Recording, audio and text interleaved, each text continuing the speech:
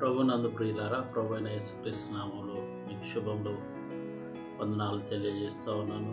కొద్ది నిమిషాలు మన వాక్య ధ్యానంలోకి వెళ్దాం. ముందుగా మనం ప్రార్థన చేసుకుందాం. ప్రభా, మహోన్నతుడ, గొప్ప దేవ, కనికరముల తండ్రి, నీకు వందనాలు ప్రభా. నాయనా, నీ వాక్యాన్ని మేము ధ్యానించుకొనిచుండగా నాయనా, ఆత్మీయ మనోనేత్రాలు తెరవండి. మీరు మాతో మాట్లాడి మా జీవితాలను మార్చమని ప్రార్థన చేస్తూ యేసుక్రీస్తు నామములో ప్రార్థించి వేడుకొచ్చున్నాం తండ్రి, ఆమేన్. ప్రభు నందు ప్రియులారా, ప్రభు అయిన యేసుక్రీస్తు నామములో మీకు శుభములు వందనాలు తెలియజేస్తున్నాను. మన వాక్య ధ్యానంలోకి వెళ్దాం. కీర్తనల గ్రంథం 127వ అధ్యాయం 1వ వచనం. యెహోవా ఇల్లు కట్టించని ఎడల కట్టువాని ప్రయాసం వ్యర్థము, యెహోవా పట్టణమును కాపాడని ఎడల కావలి కాయువారు మేలుకొని ఉండుట వ్యర్థమని వాక్యం సెలవిస్తూ ఉన్నది. ప్రభునందు ప్రియులారా, అందరు ఎలా ఉన్నారు? బాగున్నారా? మీ అన్నదమ్ములు, ఒక చెల్లెళ్ళు, బంధుమిత్రాదులందరూ బాగున్నారా? మీ ఆరోగ్యం బాగుందా? మీరందరూ బాగుండాలని ఎల్లప్పుడూ ప్రభు సన్నిధిలో ప్రార్థన చేస్తూ ఉన్నాను. మీరందరూ బాగుండాలి. దేవుడు మిమ్మల్ని దీవించుగాక. ప్రియులారా, మరి వాక్యము మనం చూసినట్లయితే యెహోవా ఇల్లు కట్టించని ఎడల కట్టువాని ప్రయాసం వ్యర్థమని అంటున్నాడు. దేవుని యొక్క చిత్తం లేకుండా ఏ ఒక్క ఇల్లు కట్టబడలేదు, కట్టలేం కూడా.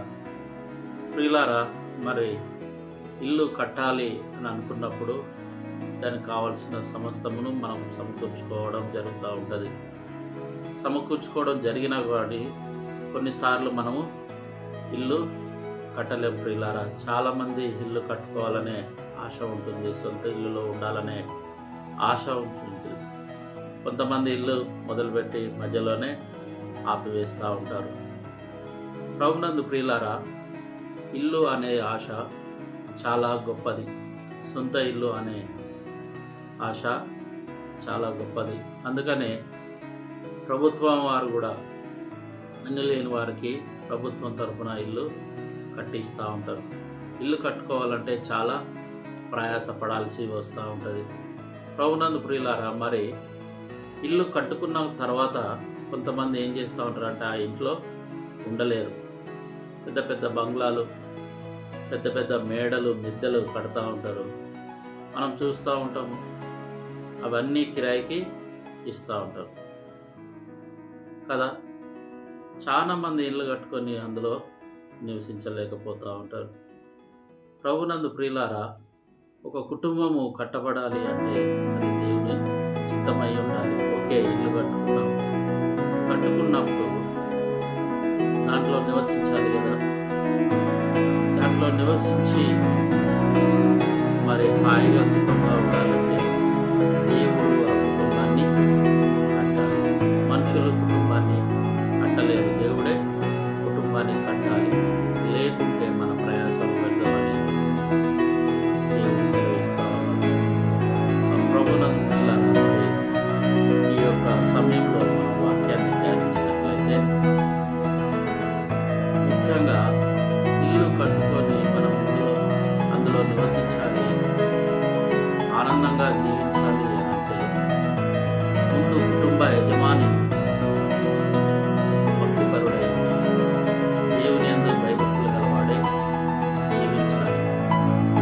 దేవుని యందు భయభక్తులు కలిగి ఉంటే తప్ప కుటుంబాన్ని మనము కట్టుకోలేము. వాక్యం సెలవిస్తా ఉన్నది ఏంటంటే అతడు ప్రార్థన పరుడే ఉండాలని వాక్యం సెలవిస్తుంది. ప్రియులారా, యోబు గ్రంథం 1వ అధ్యాయం 45వ వచనం చూసినట్లయితే తన కుటుంబంలో తన బిడ్డల కొరకు వారు నోటితోని దేవుని దూషించలేమో అని పిల్లల కొరకు పెద్దల కాడనే లేచి ప్రార్థిస్తూ ఉంటారు. ప్రభునందు ప్రియులారా, మరి యొక్క సమయంలో మనం కుటుంబ యజమానుడు కుటుంబం కొరకు ప్రార్థించువాడై ఉండాలి. ప్రార్థించువాడై ఉండకపోతే ఆ కుటుంబంలో మరి కలహాలు మొదలైతే ఇల్లు కట్టుకున్నాము, నివసించాలి. కుటుంబం కట్టబడాలి అంటే కుటుంబ యజమానుడు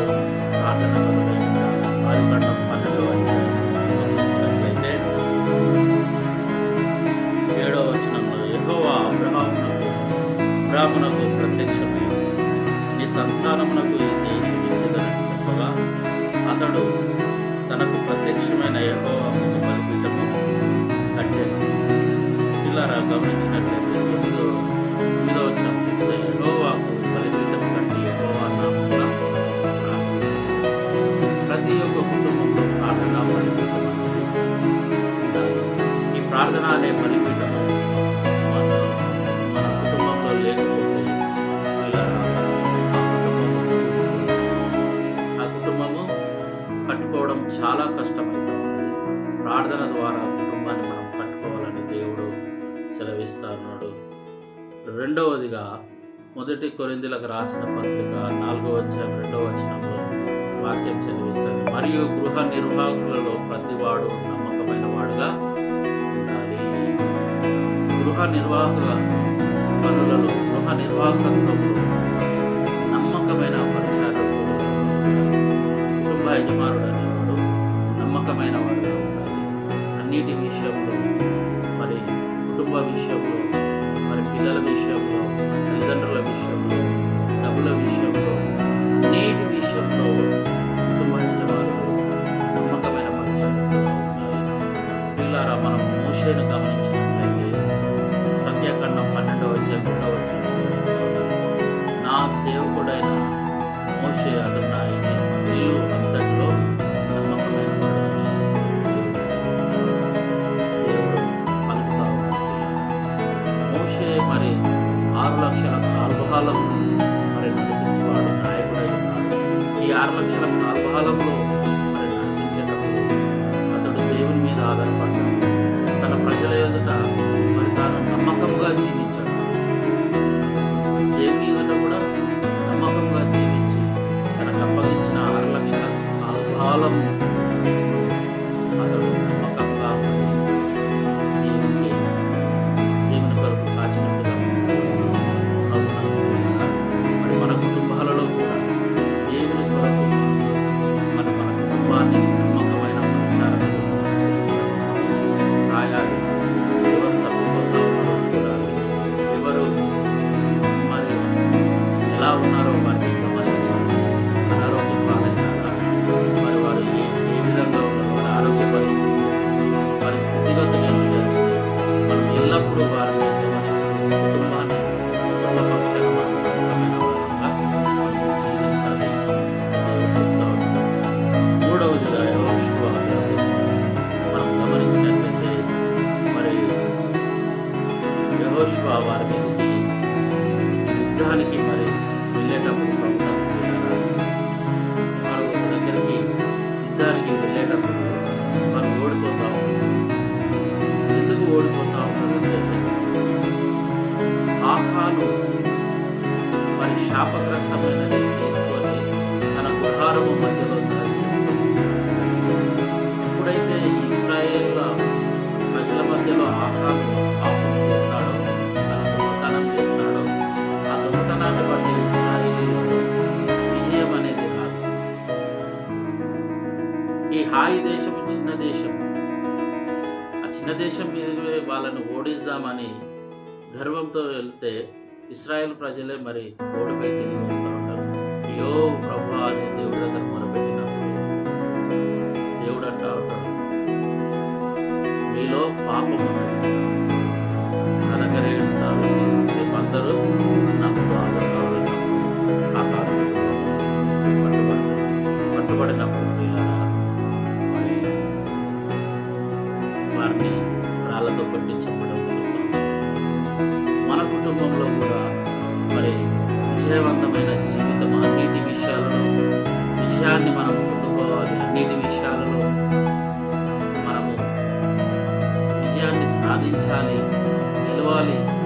ప్రతి విషయంలో కానీ, ఆశీర్వాద విషయంలో కానీ, దీవెన విషయంలో కానీ, పిల్లల చదువుల విషయంలో కానీ, సమస్తమైన విషయంలో నీవు విజయం పొందాలంటే నీ కుటుంబంలో పాపం అనేది ఉండకూడదు. పాపం అనేది ఎప్పుడైతే మన కుటుంబంలో ఉండదు, నీ ఇల్లు కట్టబడదు. కాబట్టి ప్రియులారా, ఈ యొక్క సమయంలో యెహోవా మన ఇల్లు కట్టాలంటే మొట్టమొదటిగా దేవుని చిత్త ప్రకారం మనం జీవించాలి.